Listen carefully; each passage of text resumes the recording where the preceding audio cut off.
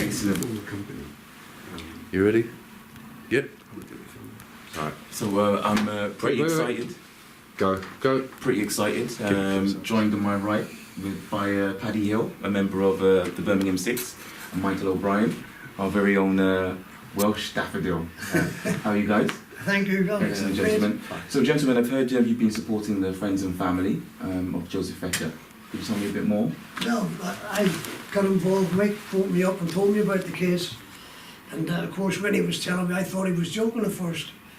And he said to me, you have to come and look at the evidence. And I said, not a problem, I'll come down. So I came down, and of course, I've seen the CCTV, and I've heard the conversations with the taxi driver. And I just can't believe that Joe was even charged, never mind convicted. He had nothing to do with it. There was no race. And the way the newspaper, the media have slaughtered Joe, coming out with, oh, they were racing at 70 odd mile an hour.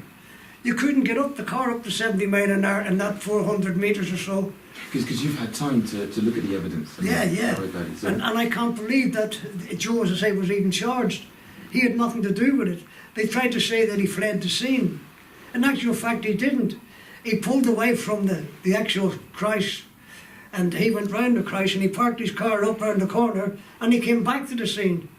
He was there for about 15 minutes before he left. He didn't know that there was an actual fatality at the crash site.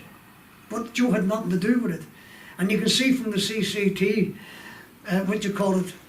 there's no doubt about it that those tapes have been doctored, what we've got. I'd like to see the full tapes and see what it says.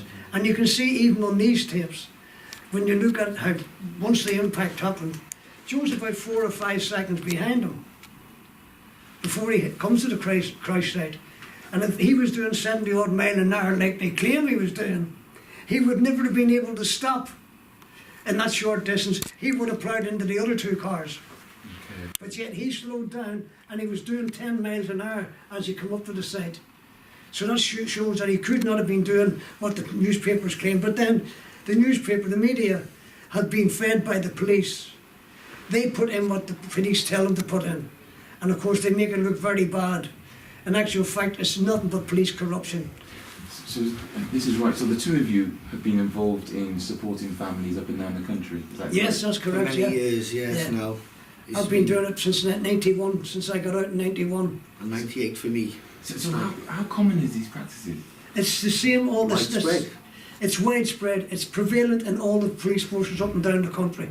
It's not just the South Wales.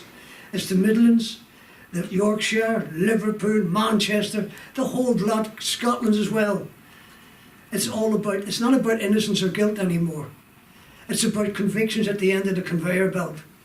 And that's it. Reaching And of the course, targets. Yeah. That's what it's all That's all about. about making targets and what have you.